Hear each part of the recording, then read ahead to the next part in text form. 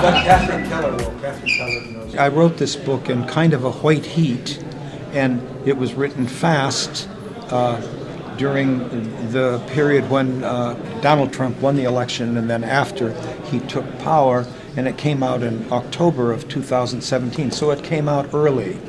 And what that book argues is that Donald Trump is not a populist in the sense that he wants to represent the people in terms of their interests and concerns.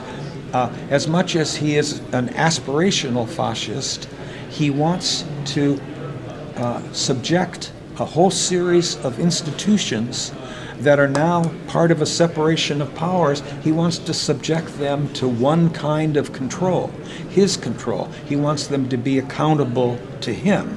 And he does that in part by demonizing a whole set of constituencies. It's obvious which ones: the media, blacks, Muslims, Mexicans, independent women, gays, a whole set of constituencies, but also by intensively mobilizing a core constituency, which is part of it is in the white working class, but it also ranges into other classes, including a section of the financial elite and the corporate elite. So on my reading, Donald Trump aspires to a fascist regime. He will pursue the attempt to control these institutions, some of which I've just mentioned, as far as he can get away with. And that's what makes him such a dangerous man. And he does it in part by always accusing others of doing what he intends to do.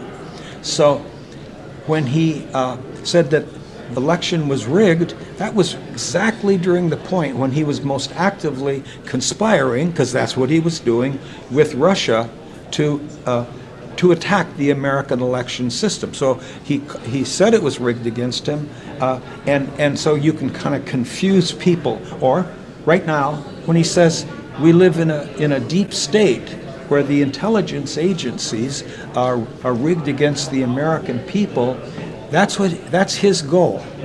He has a gangster background, and his aspiration is to bring those institutions under his control. So that's why I'm not willing to call him a populist, or not willing to call him an extremist, though he is. I call him an aspirational fascist. And I think that a large section of the people who are most committed to him participate in that aspiration. Not all of the supporters, but a larger section than we might have imagined. Trump and Hitler are not the same. Hitler was a Nazi. He soon aimed at death camps and started World War III. Donald Trump could start World War III because of his recklessness. But the primary way in which Hitler and Trump are comparable, not identical, but comparable, is the fact that during the 20s, when Hitler was on the way up, he wrote a book telling us what kinds of rhetorical styles and speech practices and what kinds of political attacks and modes of demonization you undertake to switch a whole body politic in your direction, especially when so many of its members are under stress, as they were after World War I.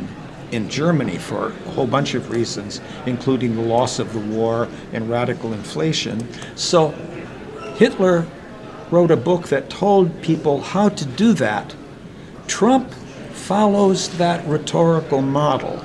It's very close to his practices, so that Hitler would say, I practice all the time to make sure that I use the right demeanor and the right gestures and the right punchlines in front of the audience to which I am speaking, because I want to arouse them and to arouse them to hate.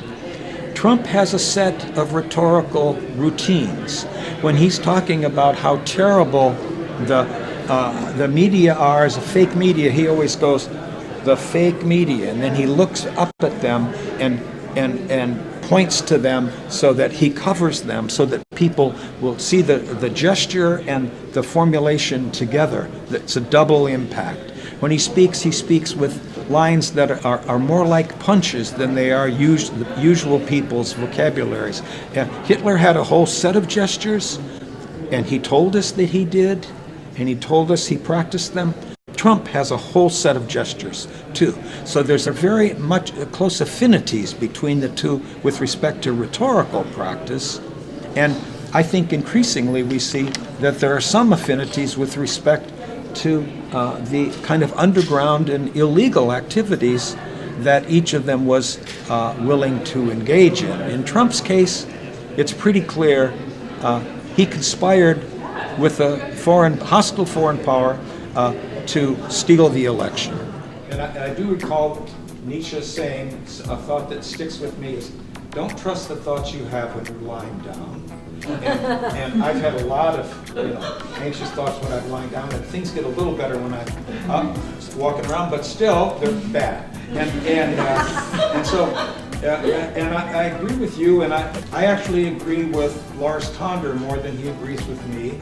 But comic dimension is one way, but the inspirational aspects are also another way. Nidesh and I had an exchange, I don't know, about 8 months ago, in which we discussed the comic dimension and its strengths and its dangers. And he was worried about it in one way. I'll let him express that.